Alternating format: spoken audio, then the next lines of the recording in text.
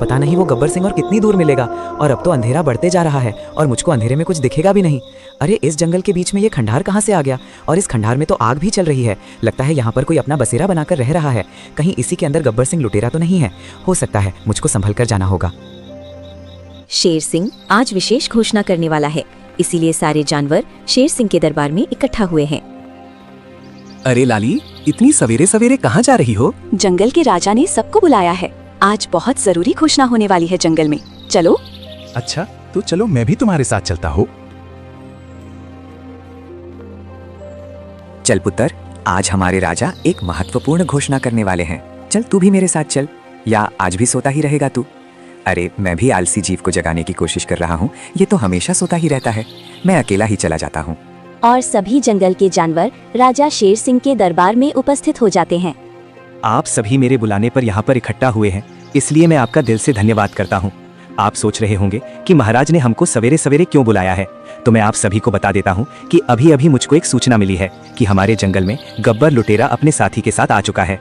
और वो इतना ज्यादा खतरनाक है कि वो जिस भी जंगल में जाता है वो वहाँ के राजा को कंगाल बनाकर ही उस जंगल से जाता है। इसीलिए हमने उस गब्बर लुटेरे पर इनाम रखा है। जो कोई भी उस गब्बर लुटेरे को पकड़कर हमारे हवाले करेगा या उसकी सूचना हमको देगा तो हम उसको सोने की 100 मोहरें देंगे। क्या कहा? गब्बर लुटेरा? गब्बर लुटेरा, वो भी हमारे जंगल में? अरे यार, सूर्य उदय तो कब का हो चुका है और मेरी आंख अब खुली है।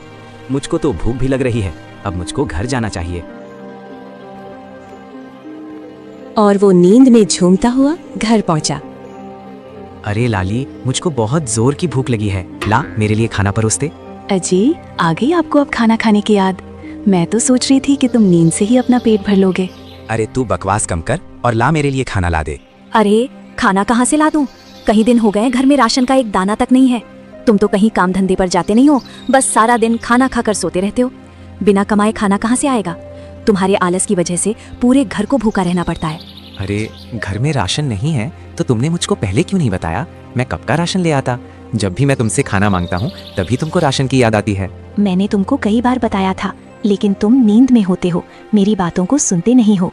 अजी, तुमको पता है हमारे जंगल में लुटेरा गब्बर अपने एक साथी के साथ आ गया है। क्या कहा? गब्बर लुटेरा हमारे जंगल में आ गया है?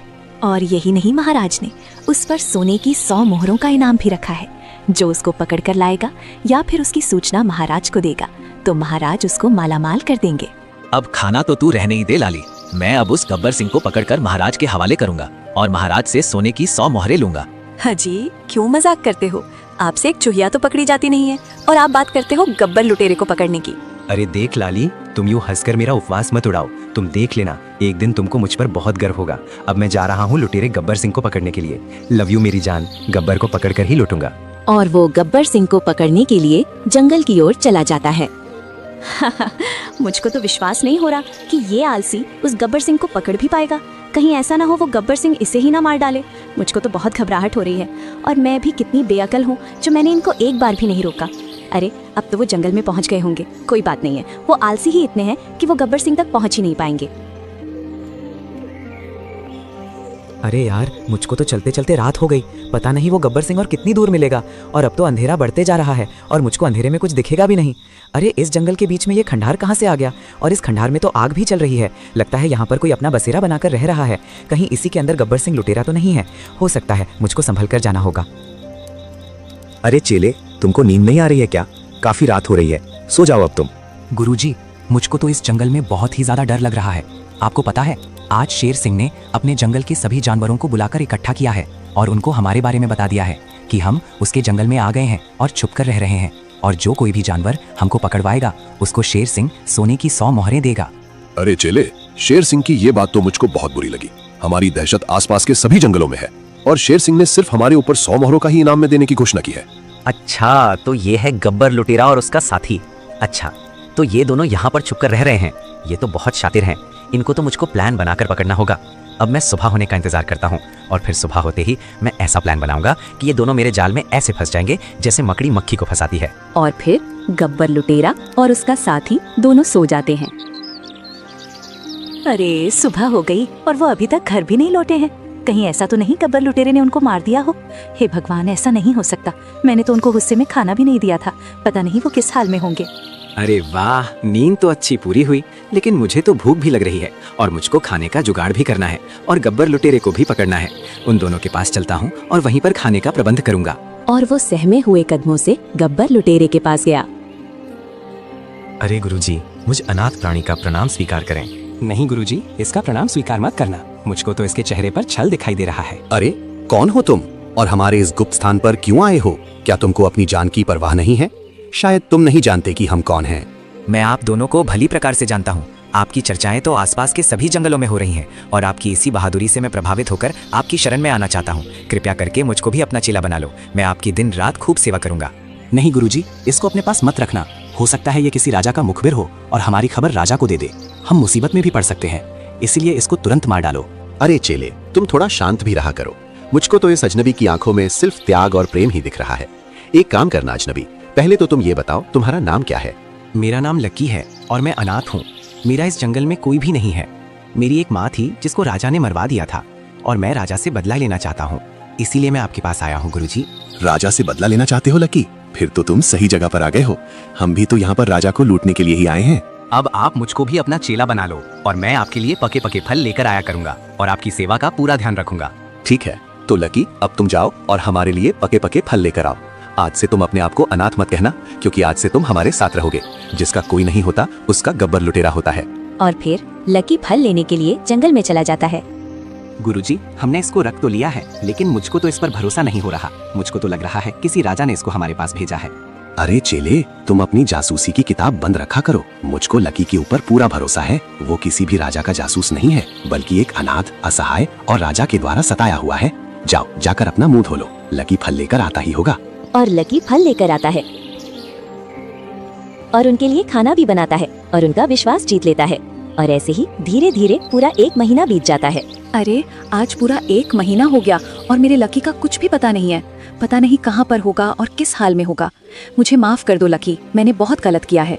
तेरे पास एक बार मुझे मिल जाए फिर कभी नहीं जाने दूंगी। Love you lucky. अरे लकी, आज जरा तू खिचड़ी बना दे यार। और एक काम करना, जो कुछ भी सब्जी रसोई में है वो सब की सब उस खिचड़ी में डाल देना। जी गुरुजी, मैं आपके लिए ऐसी खिचड़ी बनाऊंगा जिसको आप जिंदगी भर याद रखेंगे। मेरी खिचड़ी आप कभी भूल नहीं पाओगे।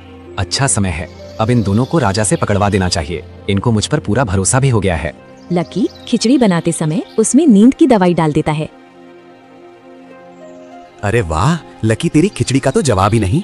मुझको तो ये बहुत ही ज्यादा स्वादिष्ट लगी है। तुम बताओ चेले, तुमको कैसी लगी? पेट भर गया है या कुछ और खाओगे? अरे गुरुजी, मेरा पेट एकदम भर गया। सच में बहुत अच्छी खिचड़ी बनाई थी लकी ने। लकी, तुम पहले बता देते, तुम इतने अच्छे रसोइये भी हो तो मैं तुम पे इतना शक नहीं करता। और वो दोनों बातें करते करते सो जाते हैं। ये दोनों तो लुढ़क गए। अब मुझको इनको राजा के पास ले जाना चाहिए, लेकिन मैं इन दोनों को राजा के पास कैसे ले जाऊंगा? इन दोनों में तो काफी वजन है। और वो कैसे भी करके एक जुगाड़ बना लेता है और उन दोनों को उसमें डाल के और उनको खींचकर राजा के पास ले जाता है। अरे लकी, ये दोनों कौन हैं और तुम इन दोनों को मेरे पास क्यों लेकर आए हो? अरे महाराज, आपने ही तो बोला था जो भी कोई गब्बर लुटेरे को पकड़ कर लाएगा मैं उसको सोने की 100 मोहरें दूंगा। अरे लकी, क्या ये सच में गब्बर लुटेरा है?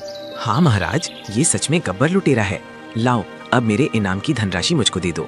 मैं नहीं चाहता कि ये दोनों जब जागें तो मुझको देखें, क्योंकि ये दोनों दिल के भी अच्छे हैं। इसलिए मैं उनके जागने से पहले अपनी मोहरों को लेकर चला जाता हूँ। और लकी अपना इनाम को लेकर अपने घर चला जाता है। देख लाली, मैं कितनी सारी सोने की मोहरें लेकर आया हूँ। तू हमेशा मुझको आलसी कहती थी ना, आज मैंने साबित कर दिया कि मैं आलसी नहीं हूँ बल्कि मेहनती हूँ।